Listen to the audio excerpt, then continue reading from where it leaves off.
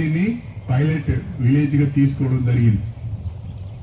Pilot village గా తీసుకుంటే ఎక్కువ నిధులు ఇవ్వడానికి, ఎక్కువ మందికి ఇందిరమ్మ ఇండ్లు ఇవ్వడానికి అవకాశం ఉంటుందనే ఉద్దేశంతోనే దీన్ని మనము పైలట్ విలేజ్ గా తీసుకున్నాం. ఇంత చిన్న గ్రామం, నాకు తెలిసి 600 ఓట్లు ఉంటాయా? అప్పుడైతే 500 ఉండే, ఒక 100 పెరిగి ఉండొచ్చు. ఈ 600 ఓట్లున్న ఊర్లో దాదాపు 600 ఓట్లు అంటే 200 ఇండ్లు ఉండొచ్చు, 200 కడప ఉండొచ్చు, లక్ష్మీ తాండని కలుపుకుంటే. ఈ 200 కడపలో అప్పుడు 50 ఇండ్లు నేనే ఇస్తుంది, ఇప్పుడు 50 ఇండ్లు నేనే ఇస్తుంది. మీరేం కట్టిల్లు? మరి 2 సార్లు ఈ గ్రామంలో దాదాపు 100 ఇండ్లు ఇచ్చుకున్నాం. 20 ఏళ్ళు అధికారంలో ఉన్నారు చాలా మంది పెద్ద మనుషులు. ఈ మన పక్క ఊరైనా ఒక 5 ఏళ్ళు ఎమ్మెల్యే ఉన్నాడు, విజయరామారావు గారని. ఇంకో ఆయన 15 సంవత్సరాలు ఎమ్మెల్యేగా ఉన్నాడు. 15 సంవత్సరాలు ఎమ్మెల్యేగా ఉన్న వ్యక్తి మన గ్రామంలో ఒక్క ఇల్లు కట్టలేదు. మన గ్రామంలో పట్టుమని 10 లక్షల రూపాయలు పనిచేయలే. కానీ నేను ఎమ్మెల్యే అయిన ఈ 2.5 సంవత్సరాల కాలంలోనే దాదాపుగా 4 కోట్ల రూపాయల విలువైన అభివృద్ధి కార్యక్రమాలు చేసినామంటే ఇది సామాన్యమైన మాట కాదు.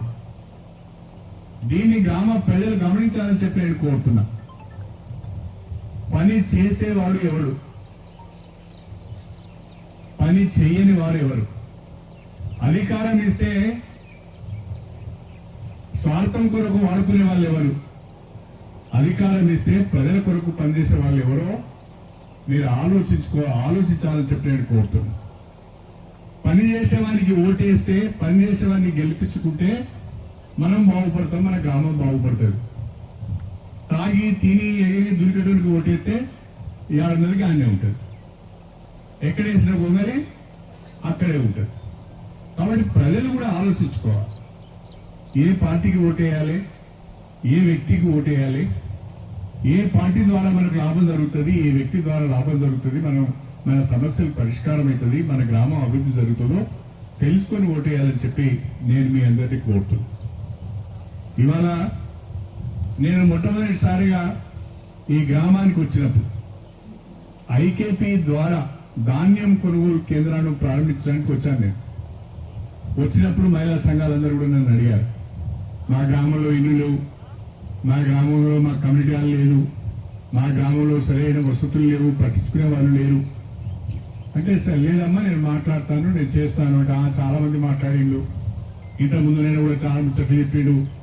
గీచేలేనే నన్ను పట్టుకుని ఇలా పెట్టి మాట్లాడిండు, చాలా ముచ్చట్లు చెప్పిండు. అయినా కూడా నువ్వు కూడా అట్లనే చెప్తాను అన్నారు. సరే తల్లి, ఒక 2 ఏళ్ళు 3 ఏళ్ళు ఆగు తల్లి, ఆగిన తర్వాత నీకే అర్థమవుతుందని చెప్పిన నేను. ఇవాళ నేను 2 ఏళ్ల తర్వాత ఈ గ్రామానికి వచ్చినప్పుడు మీ అందరి స్వాగతం చూసిన తర్వాత, మీ అందరి ముఖాలలో కనిపిస్తున్న ఆ ఆనందాన్ని, ఆ నవ్వును చూసిన తర్వాత నాకు నిజంగా సంతోషంగా ఉంది. ఇంతమంది ఇందిరమ్మ చీరలు కట్టుకొని వచ్చిందంటే మీకు ఎంత ప్రేమ ఈ పార్టీ మీద, ప్రభుత్వం మీద ఉందో చాలా స్పష్టంగా కనిపిస్తుంది. గతంలో బతుకమ్మ చీరలు ఇచ్చిళ్ళు, గతంలో కూడా బతుకమ్మ చీరలు ఇచ్చిళ్ళు. కానీ ఆ బతుకమ్మ చీరలు ఎక్కడ కట్టినాం? మనం చేనులలో కట్టినాం.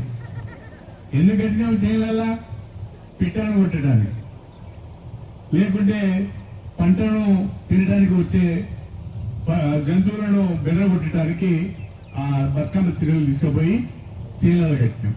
అని ఇలా మా బిడ్డలందరూ, మా చెల్లెలందరూ చక్కగా పట్టు చీరలు ఎక్కువ ఉన్నాయి. దీన్ని ఏమంటారు, అంశ అంటారా? పట్టు చీరలు ఎక్కువ ఉన్నాయి. మీరందరూ సీతాకోక చిలుకల్లాగా ఉన్నారు. చాలా సంతోషం అనిపిస్తుంది అని చెప్పి ఈ సందర్భంగా తెలియజేస్తుంది. నిజంగా కూడా ప్రభుత్వం ఏ పని చేసినా కూడా అది ప్రజలకు ఉపయోగపడే విధంగా ఉండాలి. కాంగ్రెస్ ప్రభుత్వం ఈరోజు చేస్తున్న ప్రతి ఒక్క పని కూడా పేద ప్రజలకు ఉపయోగపడే విధంగా, గ్రామాల అభివృద్ధి చేసే ఉద్దేశంతో పనిచేస్తుందనే విషయాన్ని నేను మీ అందరి దృష్టికి తీసుకొస్తున్నాను.